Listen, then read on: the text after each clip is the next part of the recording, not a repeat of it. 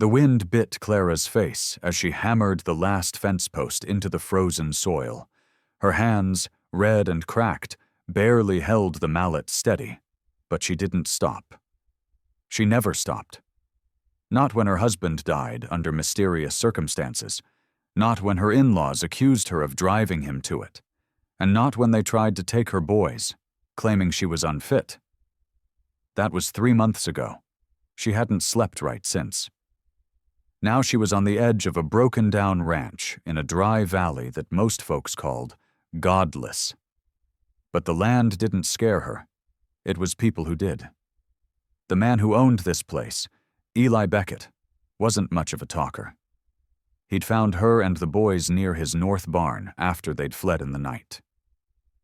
She expected him to turn them in. Instead, he pointed to the cabin and said, "You cook, I'll dig." That was the arrangement. Simple. Safe.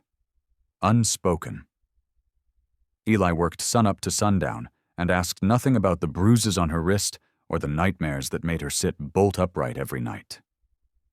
The boys, Ben, age 7, and Silas, barely 4, were slowly beginning to smile again. They fed chickens and helped Clara in the kitchen. They built forts of hay bales and whispered like the world wasn't dangerous anymore. But Clara knew better. Danger didn't knock. It rode in with dust and steel. That morning, while the boys played with a wooden wagon out front, Eli returned from town with supplies. He handed her a sack of beans and then held out a folded paper. "Saw this nailed to the saloon board." She unfolded it. Her heart dropped. A hand-drawn sketch, her face, her sons, a bounty. "Wanted for custodial interference, Clara Dean and minor sons, $5 per head, by order of William Dean, her father-in-law." "You said there weren't no bounty," Eli said quietly. She couldn't meet his eyes. "There wasn't, not until now." He watched her, jaw tight. Then he looked toward the barn. "You can stay, but we build the corral tighter, and I want a rifle in the house." Clara swallowed. No one had ever chosen to protect her without asking for something back. She nodded slowly. "Thank you." "Don't thank me yet," he said. "They'll come eventually." As dusk settled over the plains and the boys curled up by the fire, Clara sat awake, rifle across her lap. This wasn't over, but for the first time in a long while, she had a man who might stand beside her when it wasn't fair. And that meant something. Eli spotted the smoke first. He was chopping wood near the north line when he paused, axe mid-air, and stared across the valley. A thin gray column rose past the cottonwoods, too close to the Dean property to be a campfire, and too controlled to be an accident. He dropped the axe and turned back toward the cabin, heart already thudding. Inside, Clara was stirring stew, her boys piling kindling beside the stove. She didn't flinch when he stepped in, but the look in his eyes made her freeze. "Someone's camped east of the ridge," he said. "Could be nothing." "It's not nothing," she replied without hesitation. Eli didn't argue. He disappeared into the back room and returned with a second rifle, the older one with the smooth oak stock, and handed it to her. "You said you could shoot." "I can." She took it, checked the chamber, and set it by the window. Ben watched them both, small and silent. "Mama," he said, "do bad people know we're here?" She crouched and pulled him close. "Bad people don't matter when we've got good ones between us." Eli watched her say it. She didn't flinch, didn't tremble, and that's when he realized she wasn't just surviving anymore, she was preparing. That night, they took shifts. Eli patrolled the fence line with his coat drawn tight and rifle slung low. He saw nothing but the whispering grass and the occasional rustle of deer beyond the fence. But in the quiet, his mind wasn't still. He remembered his own wife, gone 5 winters now. No children, no family left, just this land and the long silence it brought. Clara wasn't like most women. She didn't ask. She didn't whimper. She didn't pretend to be grateful just to win favor. She worked hard, protected harder, and loved those boys like something fierce and sacred. He respected that. At dawn, Clara brought him coffee in a tin mug. They stood together by the porch, staring out toward the east ridge. The smoke was gone, but Eli's gut told him they weren't alone out here anymore. "If they come," he said, "you and the boys take the back trail and head to the dry creek bed. I'll stall them." "We don't run anymore," Clara answered. "We fight." He turned to her, eyes narrowing. "Not if it gets you killed." She met his gaze without blinking. "You protect this land. I protect them. We do it together, or not at all." Eli didn't say anything. He just nodded, and quietly moved the stronger locks onto the cabin door. The fight wasn't here yet, but it was coming. And when it did, Clara wouldn't be a burden. She'd be beside him, trigger steady, heart full. Clara was hanging clothes on the line when she saw the movement beyond the fence. Just a flicker. Her breath caught, hands frozen mid-pin. Then a boy emerged from the tree line. Maybe 12, maybe younger. He wore a red scarf too big for his neck and carried a rusted canteen. His boots looked like they didn't belong to him. He stared at her, not scared, not bold, just watching. She turned slowly and called, "Eli." The rancher came out fast, rifle already in hand, but when he saw the boy, he lowered it. "Where's your folks?" Eli asked. The boy didn't answer. He looked hungry. Clara approached slowly, her own boys peeking through the cabin window. "You hungry, sweetheart?" she asked. He nodded once. Clara opened the gate. "Come on in." Eli's eyes flashed, but he said nothing. Inside, the boy sat at the table, silent as a ghost. He wolfed down the bread and beans like someone who hadn't eaten in days. "Name's Thomas," he finally said. "They left me up near the ridge, said I was too slow." "Who's they?" Eli asked. "The men looking for her," he replied, pointing at Clara. Her stomach dropped. "They said they'd come back for the reward. Said I'd better be gone when they did." Clara's hands went cold. Ben gripped her skirt, sensing her fear. "How many?" Eli asked. "3. One had a gold tooth, one had a whip." Thomas looked down. "They hurt people for fun."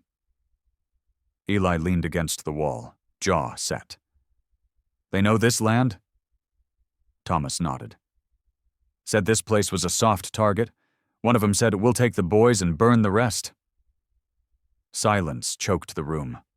Clara's knees nearly gave out, but she gripped the back of the chair and stayed upright. "You did right coming here," Eli said, putting a steady hand on Thomas's shoulder. "You're safe now." But even as he said it, he turned to Clara, eyes full of something unspoken. This wasn't just a warning. It was a countdown. That night, Eli reinforced the windows with iron braces. Clara packed emergency supplies in a sack: blankets, matches, dried meat. The boys slept in the bed closest to the door.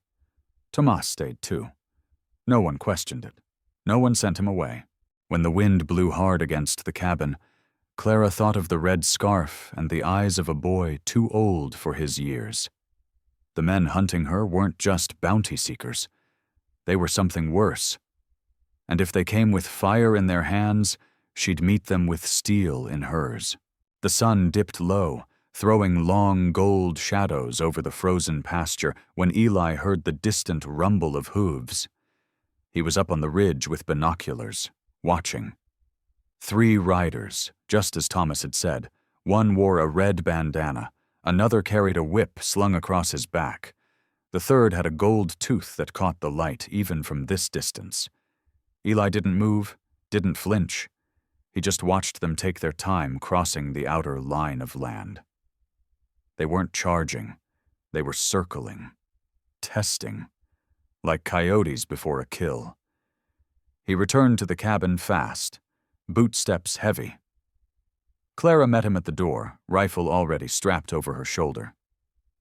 "They're here," he said. "They ain't rushing us, not yet. They're watching from the west slope." She didn't ask what to do.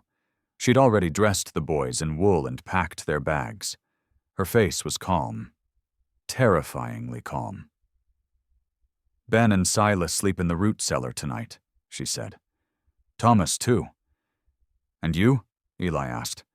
"I'll be where they expect me, where they'll look." "Out front," he said. "Like bait?" "Like a mother," she answered. That stopped him cold. He wanted to argue, wanted to say she should hide too, but he knew it would insult everything she'd fought through to stand here now. Instead, he moved to the table, drew a rough map of the land in the dirt. "If they ride in, they'll likely use the dry wash to stay hidden." "We lay traps there?" "Too late," he said, "but we block it. Fence posts and iron pots filled with scrap." "And if they come straight through the pasture?" "Then I meet them," he said. "With this." He tapped the old double barrel. That night the cabin was dark. No lamps, no fire, just the glow of cold stars above and the steady breath of horses beyond the ridge. Clara tucked her boys in the cellar, kissing their foreheads, whispering prayers into their hair. Thomas gripped her hand. "I can fight too," he said. "Not tonight," she whispered. "Tonight you live." When she emerged, Eli was already on the porch, shotgun across his lap. She took her place beside him, rifle in hand, back straight. "They'll wait for dawn," he said. "They want us scared all night." She nodded. "Then let's not give them what they want." Together they sat beneath the stars, a mother and a rancher, watching the shadows stretch longer across the land. In the stillness, only one thing was certain. When those men came, they'd find more than they bargained for. The first sound was unmistakable. Spurs against frozen ground. Soft, deliberate, too close. Eli was already on his feet before Clara even drew breath. He signaled her to stay low as he stepped off the porch and into the pale morning light.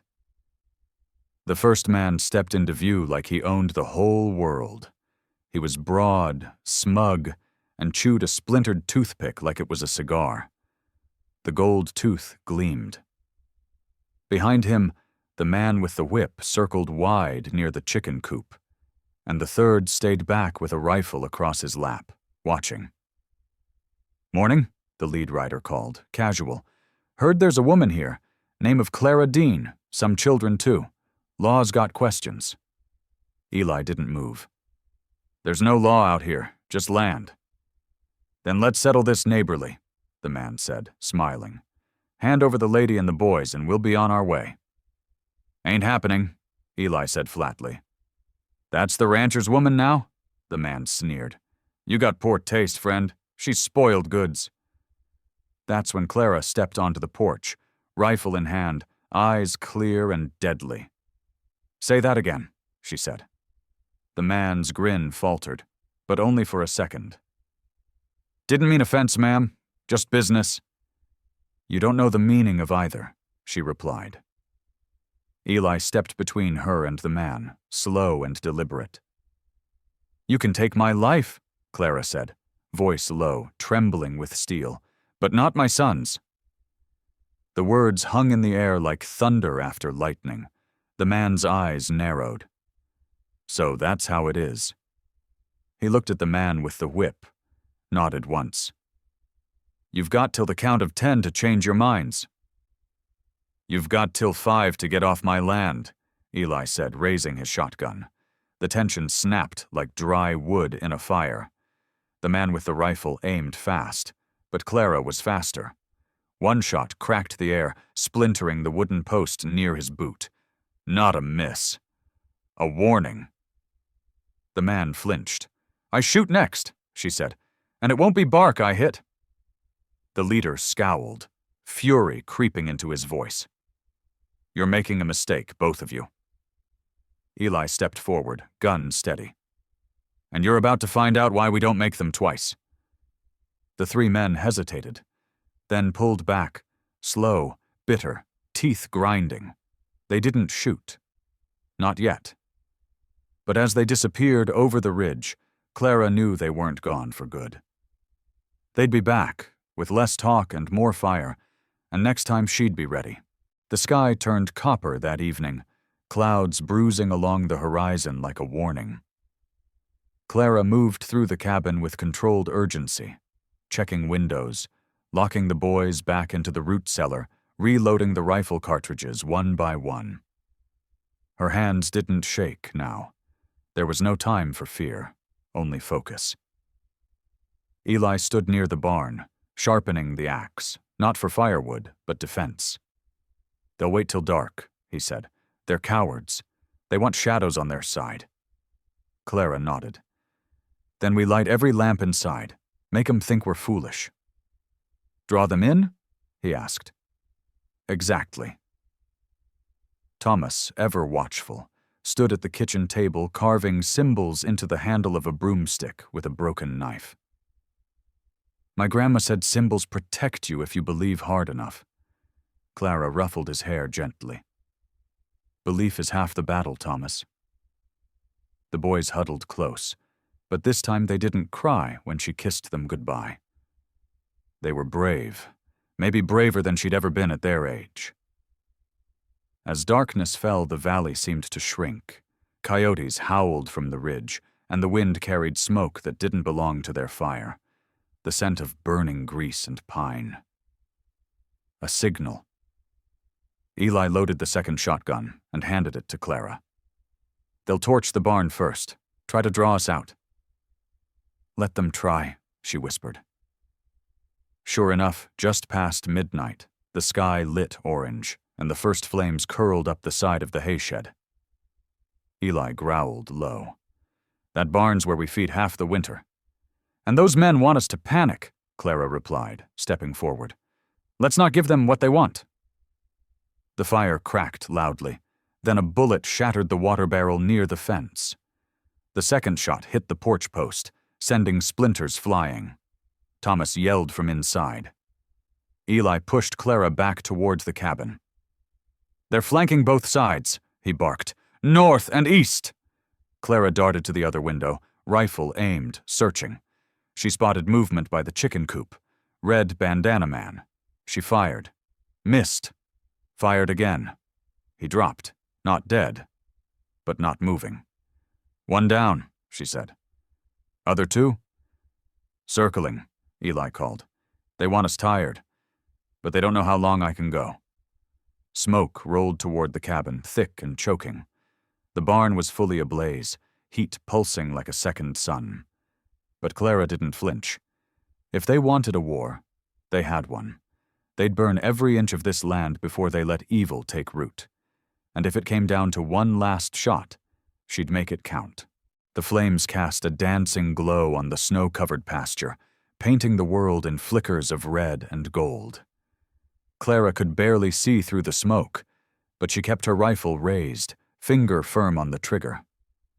Eli crouched near the fence post, waiting, counting. "They're splitting up again," he hissed. "One's near the creek." Clara nodded and sprinted low across the frozen vegetable patch, boots crunching in short bursts. She reached the oak trunk where she and the boys used to hang laundry, now cover for defense. The night was sharp with the scent of burning hay and the metallic bite of fear. Then she saw him, the whip man, sneaking through the edge of the trees, dragging a lit torch like a devil come for harvest. She steadied the rifle against her shoulder and exhaled slow. One shot cracked the dark. He dropped with a grunt, the torch skidding away, flames licking at the dirt before sputtering out. 2 down. But where was the last? Eli gave a sharp whistle from across the field. Clara turned just in time to see a shadow rush him from behind. The gold-tooth man, fast and quiet like a snake in the dust, tackled Eli into the snow. The shotgun flew from his hand, skidding across the ice. Clara didn't hesitate. She ran. The rifle was awkward in her arms at this range, so she dropped it and drew the old pistol from her coat. 10 feet. Eli and the man wrestled violently, grunting, boots kicking up snow, fists slamming into ribs. She got close. Too close, and aimed. "Let him go," she ordered. The man's grin flashed with blood and gold. "Lady, you're out of your depth." "Let him go," she repeated, "or I swear I'll drop you where you kneel." He lunged at her. The world slowed. Clara fired. The shot echoed through the valley like a thunderclap. The man froze, then dropped to his knees, blood soaking through his coat. Eli pushed him off, chest heaving. Clara fell to her knees beside him. "You hurt?" "Only my pride," he muttered, then winced. "Okay. Maybe my ribs." They both looked down at the man, who gasped once, and then was still. The silence that followed felt heavier than the fight itself. Snow drifted down again, soft and slow, covering the blood like the earth wanted to forget. But Clara wouldn't. Not ever. Eli looked at her, not like a woman who needed saving, but like someone who just had. "You all right?" he asked. She nodded once. "Let's go check on the boys." Dawn came slow and red over the scorched remains of the barn. Smoke curled upward like prayers that hadn't been answered, and ash settled into the drifts like black snow. Clara stood barefoot in the frost, holding Silas in one arm and Ben in the other, watching what was left of her new life smolder. Eli leaned against the porch rail, bandaged and quiet. He'd spent most of the night stitching his side, refusing to let Clara do it. "You've done enough," he'd said, eyes full of a pain deeper than his ribs. Thomas helped bury the bodies behind the shed, silent and methodical. He didn't flinch. He didn't cry. When Clara brought him warm water to wash, he just looked at her and said, "I'm not going anywhere. You saved me too." The words struck her harder than the night's terror. She nodded and cupped his chin like he was one of her own. "Then you're mine now, too." That morning, neighbors came, drawn by the fire, the gunshots, the black column that had climbed the sky like a warning flag. They arrived on horseback and in wagons, old ranchers and quiet women wrapped in shawls. Some hadn't spoken to Clara before. Some had looked the other way when she arrived. But not now. Now they brought lumber and grain, fresh bread and bandages. No one asked what she'd done before. No one asked why men came hunting her. All they saw was the fire, and the woman who stood between it and her sons. One old man with clouded eyes handed her a small carved horse. "Saw what you did," he murmured. "Reminds me of my daughter. She didn't make it. You did." Clara took the gift with shaking hands. Gratitude, grief, all mingled into one thing that settled in her chest like something new. Respect. When the day turned warm, Eli pulled her aside. "I know this wasn't what you wanted. A broken ranch, blood on your steps." She turned to him, tired but alive. "It's exactly what I wanted." He raised an eyebrow. "To be hunted?" "No," she said. "To be worth fighting for." He didn't speak, just touched her shoulder in that quiet way of his, the way a man does when words can't hold the weight. And for the first time since she'd fled that godless town, Clara didn't feel hunted. She felt home. Not safe, but home. And that was more than enough. 2 days passed with no more riders, no shadows circling the ridge. The wind carried nothing but silence, and for once, that silence didn't feel like a threat. It felt like breath. Clara spent the morning rebuilding the henhouse with Thomas, their hands raw from cold wood and splintered nails. The boys chased each other through the snow nearby, laughing like nothing had happened. like fire hadn't swallowed their sky just nights before. Eli stood at the pasture gate, staring out at the land. His land. Their land now. He didn't say much, never did, but he checked the fencing twice and laid new traps at the creek line. Clara watched him from the porch, a cup of black coffee in her hand and a knot of something warm in her chest. Not love, not yet. Something deeper than that. Trust. That evening she cooked rabbit stew and baked hard bread, and for the first time since she arrived, she placed 5 bowls on the table. Thomas blinked. "I get a seat now?" She smiled gently. "You earned it." He sat like it meant something. Because it did. After supper, Eli lit the fire, and they all sat in a tired circle. The boys fell asleep against Clara's sides, and Thomas dozed by the hearth. Eli watched it all with a softness in his eyes she hadn't seen before. "You'll have to rebuild the barn," she said. "Won't be easy in this cold." "Wasn't planning on doing it alone," he replied. She raised an eyebrow. "You offering me work?" "Offering you a place," he said. "A real one." Clara didn't answer right away. She looked down at Ben's fingers curled around her sleeve and Silas's breath fogging against her arm. "I never had a place that didn't come with a cost," she whispered. "This one might too," Eli said, "but it won't cost your soul." She looked at him, not as a man who'd saved her, but as one who'd seen her, fully, and stood anyway. And it was there, in that flickering firelight, she knew. If they were ever going to heal, it would be here. Not in some perfect town or under church bells, but here, in the bones of a ranch that had burned and lived to rise again.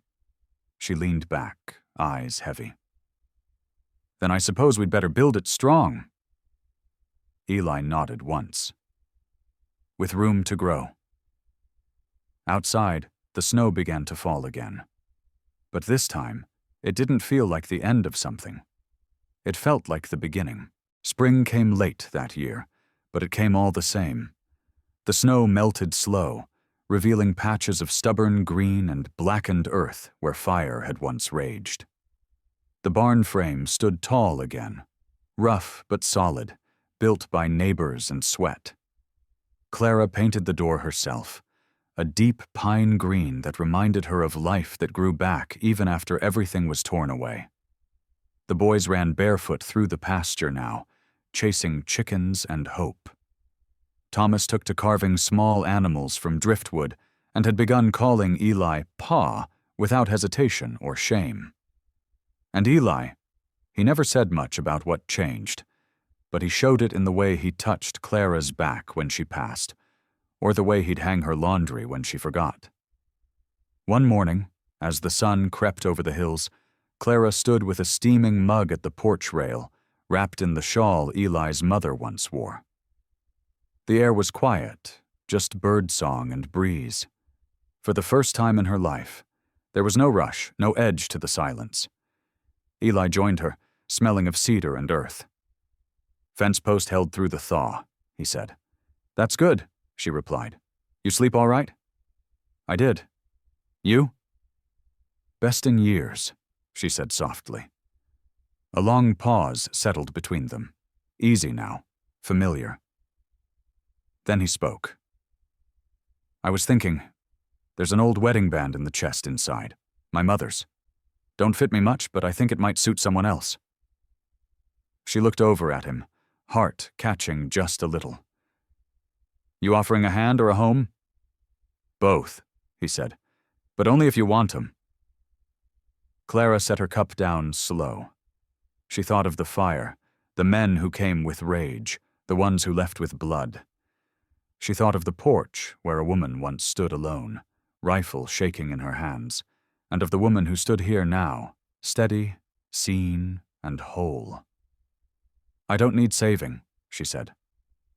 "I know," Eli replied. "That's why I'm asking." She smiled then, the kind that only comes after a long war with life. "All right," she whispered.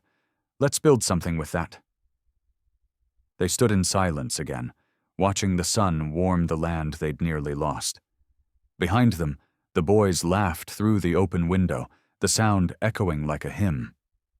And there, on the porch of a ranch once charred by sorrow, a woman who'd once been given away like punishment finally claimed what was hers. Not just safety, not just survival, but something braver than both. A place she could finally call home.